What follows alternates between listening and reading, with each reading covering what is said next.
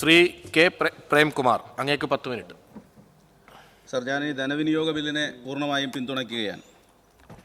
Sir, നമ്മുടെ നാട് Keralam India സ്വാതന്ത്ര്യം നേടി 10 വർഷത്തിന് ശേഷമാണ് കേരളത്തിൽ ആദ്യമായി ഒരു ഗവൺമെൻറ് അധികാരത്തിൽ വരുന്നത്. നമുക്കെല്ലാം അറിയാം, 1957 ലോകത്താദ്യമായി കമ്മ്യൂണിസ്റ്റ് പാർട്ടിയുടെ നേതൃത്വത്തിലുള്ള ഒരു ഗവൺമെൻറ് ബാലറ്റ് പെട്ടിയിലൂടെ അധികാരത്തിൽ വന്ന സംസ്ഥാനം നമ്മുടെ കേരളമാണ്. അതിന് നേതൃത്വം കൊടുത്ത EMSൻ്റെ എല്ലാ നിലയിലുമുള്ള മുൻകൈ, മേൽക്കൈ ആ ഗവൺമെൻറ്റിൻ്റെ പ്രവർത്തനങ്ങളിൽ നിഴലിക്കുന്നത് നമുക്ക് കാണാൻ സാധിക്കും. ആരോഗ്യരംഗത്തും വിദ്യാഭ്യാസ രംഗത്തും സാമൂഹ്യ സുരക്ഷാ രംഗത്തും ഏറ്റവും പിറകിൽ നിന്നിരുന്ന നാടായിരുന്നു 57 കേരളം.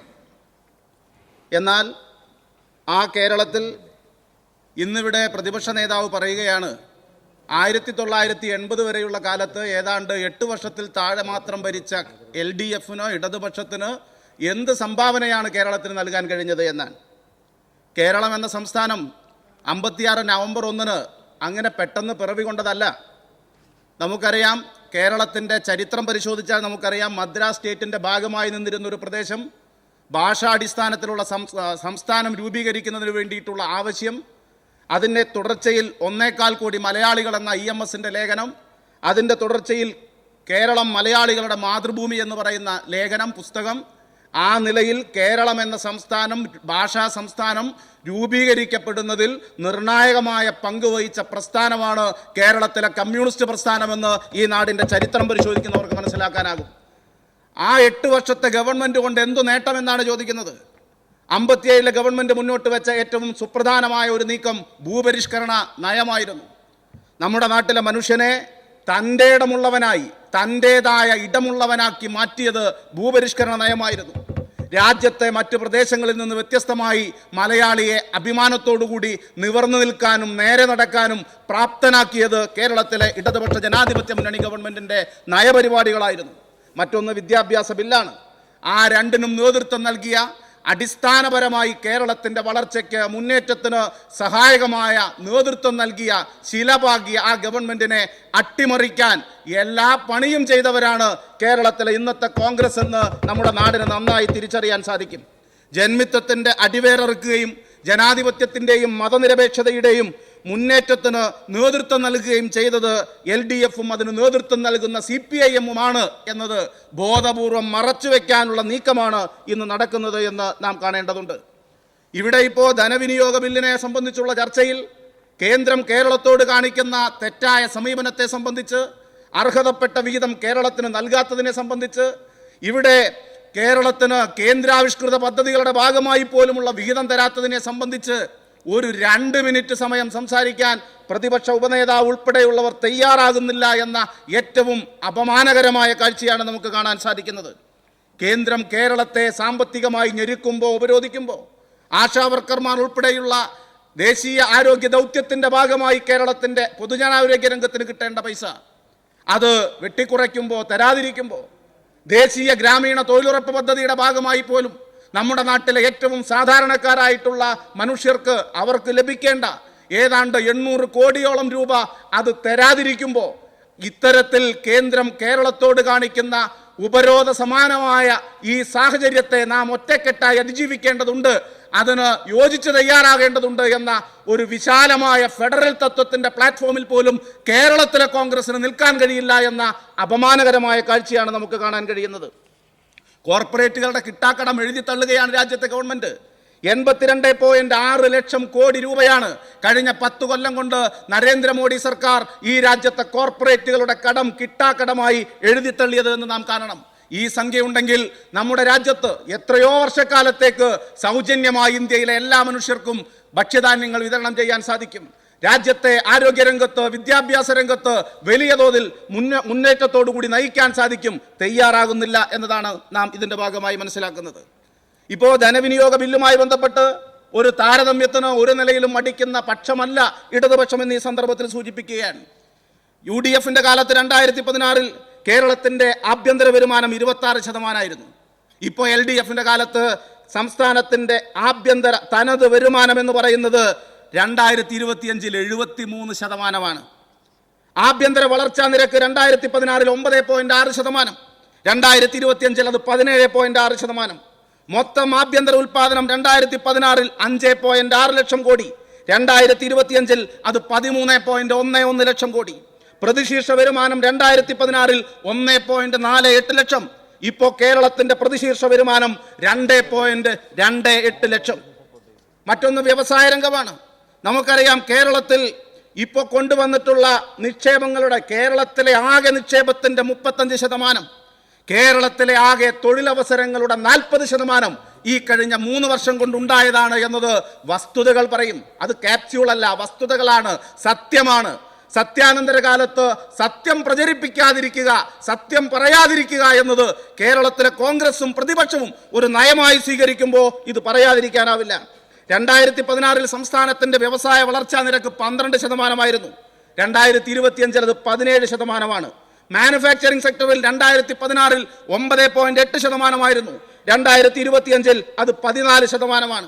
സൂക്ഷ്മ ചെറുകിട സംരംഭങ്ങൾ UDFന്റെ കാലത്ത് 82,000, LDF 5 വർഷം കൊണ്ട് 1,40,000. വ്യവസായ സൗഹൃദ അന്തരീക്ഷത്തിൽ കേരളം 28-ൽ നിന്ന് 15-ാം സ്ഥാനത്ത്, 15-ൽ നിന്ന് 1-ാം സ്ഥാനത്ത്.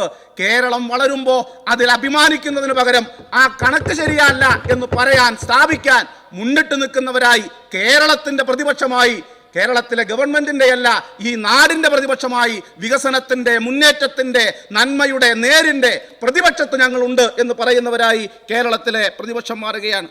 പൊതുമേഖലാ സ്ഥാപനങ്ങൾ UDFന്റെ കാലത്ത് 8 ലാഭത്തിൽ, LDFന്റെ കാലത്ത് 17 ലാഭത്തിൽ. 2023 നമ്മുടെ സംസ്ഥാനം ഒരു വ്യവസായ നയം അംഗീകരിക്കുന്നത്. വ്യവസായ നയം കേരളത്തിൽ കൊണ്ടുവന്നതിന്റെ ഭാഗമായി വലിയ മാറ്റമുണ്ടായി.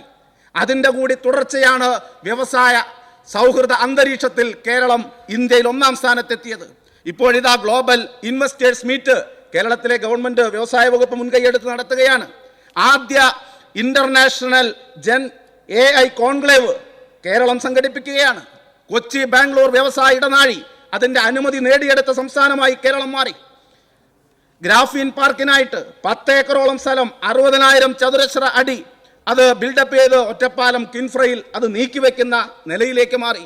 കേന്ദ്രം പൊതുമേഖല വിൽക്കുന്ന സമീപനം സ്വീകരിക്കുമ്പോൾ കേരളം കേന്ദ്രം വിൽക്കുന്ന പൊതുമേഖലാ സ്ഥാപനം ഏറ്റെടുക്കുന്ന ഹിന്ദുസ്ഥാൻ ന്യൂസ് ഫാക്ടറി ലേലത്തിൽ പങ്കെടുത്ത് അത് വാങ്ങി കേരള പേപ്പർ പ്രൊഡക്ട്സ് ലിമിറ്റഡ് എന്ന പേരിൽ വിജയകരമായി നടത്തി മുന്നോട്ട് പോകുന്ന സാഹചര്യമാണ് നമുക്ക് കാണാൻ കഴിയുന്നത്.